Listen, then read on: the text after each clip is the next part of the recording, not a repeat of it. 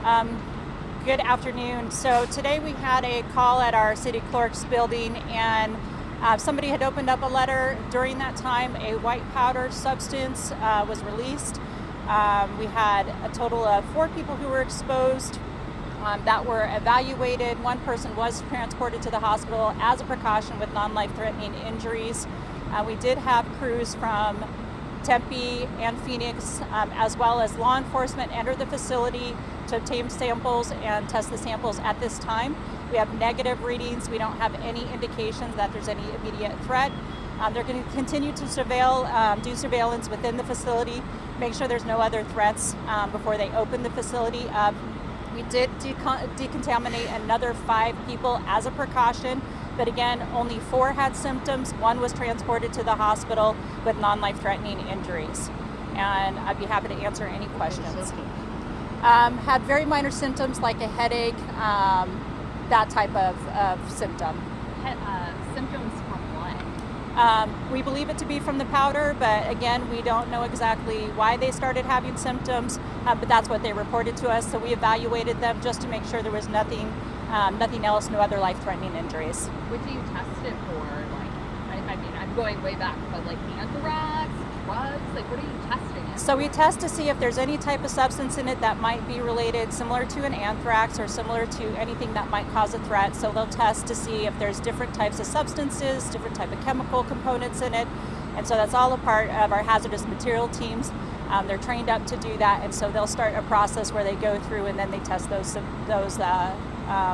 compounds out.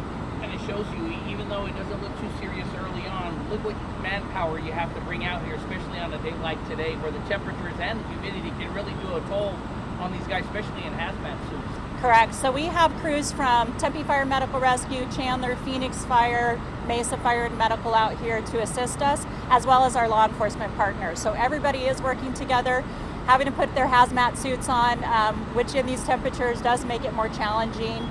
So they did make entry, and they are evaluating it, and then we'll make sure that they're properly decontaminated and that they do the proper rehab as well with these temperatures. I saw them walking out with like a metal long stick with a tin. Is that would the envelope have been in there, or the other? What does it carry out in? Yeah, so typically what we'll do is we'll put it in a container so that we can remove it, and then we take it to a proper area where we can test it. So that's what you saw, is we put it into that containment or that tin, and then we bring it out, and as they're properly protected, then they start the testing process. And the envelope, I'm sorry, went to city court. I missed that. I believe it was in our courts building, yes. Courts building, but you Yep. still check city hall and the police. We check all of them just to make sure there's no issues. We kept it with the facility over here with the police department and with the city clerk's office, because that's what we have there. So the courts, the clerk's office, and the police department. Does this move over to the police department now to investigate who sent it, all that, I would assume?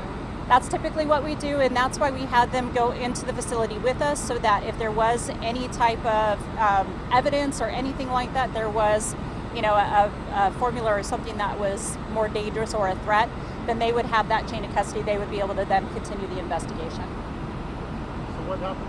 How long would the building be shut down for? So they're going to just do another sweep to make sure there's no other traces or any type of potential threat. Once they have that cleared, if there is no threat, they'll reopen the facility. If there is determined to be a threat, then they'll keep it closed down and do a proper cleaning with an industrial hygienist. So it's believed there's no further threat. We're hoping within the next couple hours that the facility will be open. How many people were evacuated from, I guess, multiple, so police department, city hall, courts? How many people total? I don't have a total number of how many people were evacuated, but they did make sure that the entire facility was evacuated as a precaution. And the police department? I believe we did. Yes, since Yeah. the buildings are connected and they're a part of the same ventilation system, the entire building was evacuated. With city hall? I don't believe City Hall was evacuated. Are we No, I talking don't believe dozens, so. though, hundreds, a couple dozen? I would say probably 100 personnel, if I were to guess, based on what we normal staffing, but that's a guess, best guess. Can you retell us what is in the building, who resides in the building, and to include, so you got city court and Absolutely. So we have our city court facility in there. We also have our police department located in that facility. And they were all. And then they were all evacuated as a precaution. Name and title.